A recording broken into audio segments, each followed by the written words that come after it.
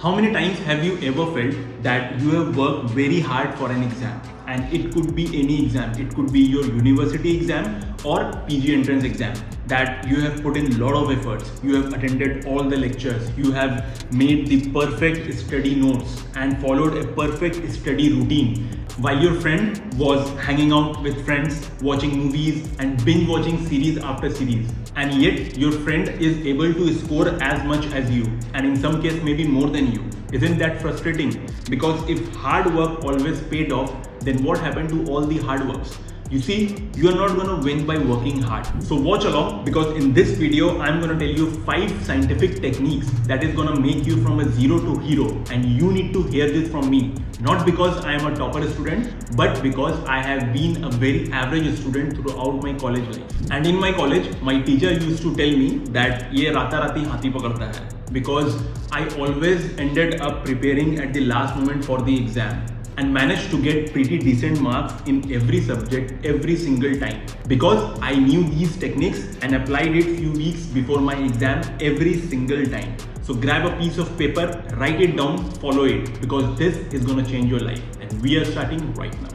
Hello everyone, my name is Dr. Taha Khan. Welcome to my YouTube channel where I share with you clinic and exam related productivity tips and strategies. If this is your first time here, start now by subscribing and hit the bell icon so that you don't miss anything. One thing, please mention your profession and also in which year you are studying, so that I make and upload videos which are more and more relevant to you.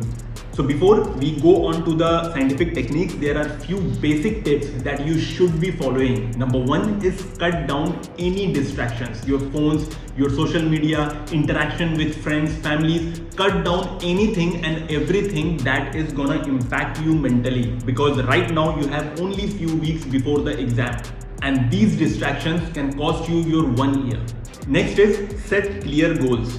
Define what you are gonna study.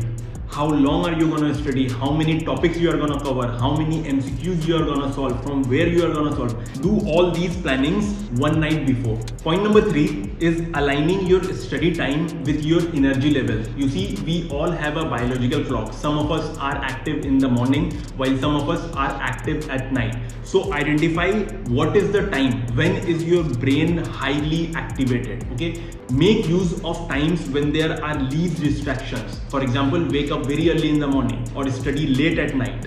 But before that, identify your biological clock and set your study routines accordingly. And point number 4 is to create a dedicated study space. It can be anywhere. It can be on a table, it can be on a sofa, it can be on your bed, it can be in any corner of the room. But make sure that whenever you are studying in this space, because what that does to your brain is whenever you enter this space, all the distractions go in the background. And your mind enters this God mode where your brain, your mind is able to focus absolutely in the study and nothing else. So if you have understood and noted all these basic tips, let's move on to the scientific techniques that I want to share.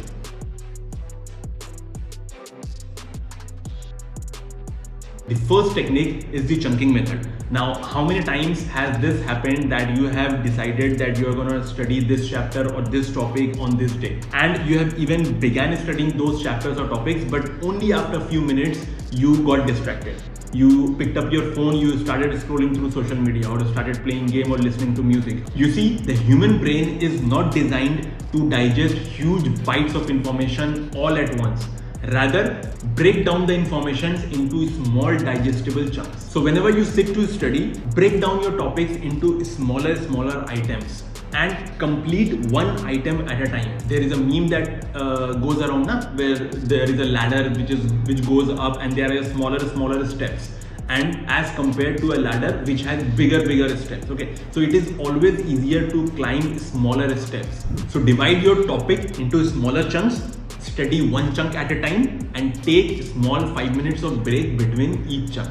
This way, you will not only be able to complete the entire chapter, but you will notice that you are able to recall, you are able to remember this small chunks of the entire chapter for a longer duration.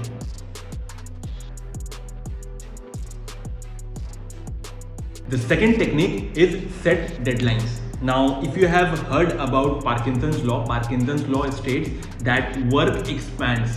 so as to fill the time allotted to it. That means if I tell you to complete certain chapter, certain topic within 7 days, you will be able to do that. And if I tell you to complete that exact same topic or chapter within 7 hours, you will also be able to do that. So your work, your study is gonna expand until the deadline that you have set.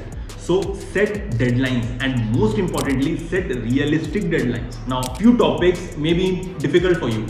Those topics may take 3-4 days for you to complete, and those topics may take for me 1 day to complete. Okay, so according to your preparation, set realistic deadlines, because if you don't do that, then you will just burn out. So before you start studying the topic, set realistic deadlines and keep in mind the Parkinson's law.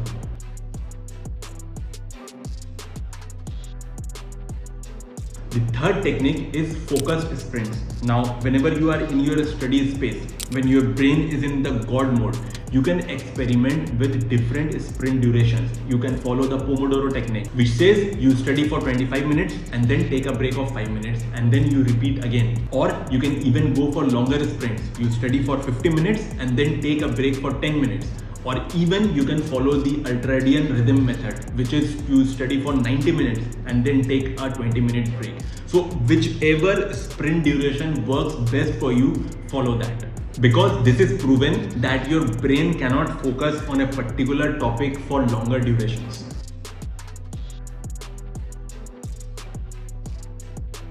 The fourth scientific technique that you need to understand and know and implement is the interleaving effect.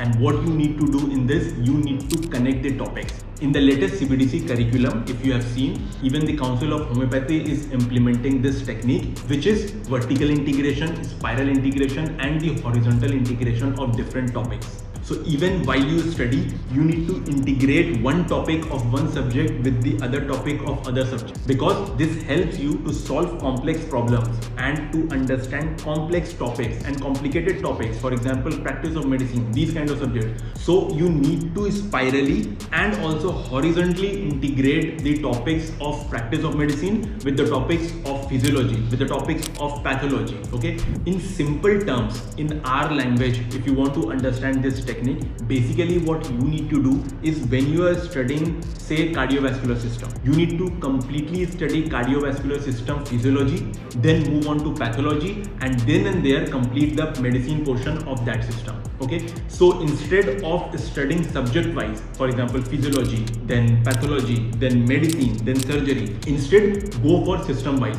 Complete respiratory, then move on to, say, GI, and complete GI from everywhere, from physiology, pathology, medicine, surgery, everything. So that is your spiral and horizontal integration, which the CBDC is talking about.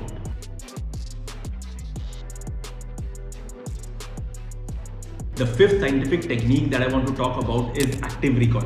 Now, how many times has this happened that you have completed a topic, you have done multiple revision of that topic, but in the exam you're not able to answer a question from that topic? Okay, so instead of revising, go for active recall. And what you do in active recall, you have completed a topic, after few days try to recall everything from that topic. So suppose you have studied anemia, after few days you try to recall everything that you have studied on anemia, like the definition, what are the causes, what are the signs, what are the symptoms, what are the risk factors, how do you prevent, what are the types. So everything you try to recall and write it down on a piece of paper. And after having written it down, try to match it with your actual note to find any gaps that you have missed. If you do this 2 to 3 times, trust me, your brain is gonna retain that information for a much longer period than what you do with your revisions.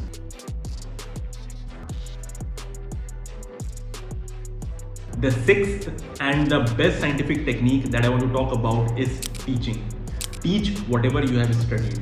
Pick up a junior, pick up your friends, and teach them whatever you have studied. You see, when you try to teach something to someone, that is also a kind of active recall, because you are not doing any revisions. And while you teach, there are a lot of gaps that you come across, that you know, okay, I have forgotten this, I have forgotten this. So you can always go back and then study those portions. And also, when you are teaching a topic, a lot of questions can get asked by your junior or by your friend, the answer of which you may know or you may not know. So if you don't know that answer, you can go back again and study that from the book. And when you teach something to someone, you become a master of that. And I always say that if you want to become an expert on any subject, on any topic, start teaching it. So these were the few scientific techniques that I wanted to talk in the video. Now apply these techniques at least for a week and let me know in the comments if that has doubled, tripled your productivity at study or not. But remember, if you actually want to see the efficiency of these techniques, you have to be consistent. So follow these techniques consistently for the few weeks that you have left until exam. And let me know in the comment section below what more topics you want me to cover in my future videos, and share this video with just one friend of yours who you think is gonna benefit from this video. Let me know how you like the video, give it a thumbs up if you liked it, and I'll see you in the next video.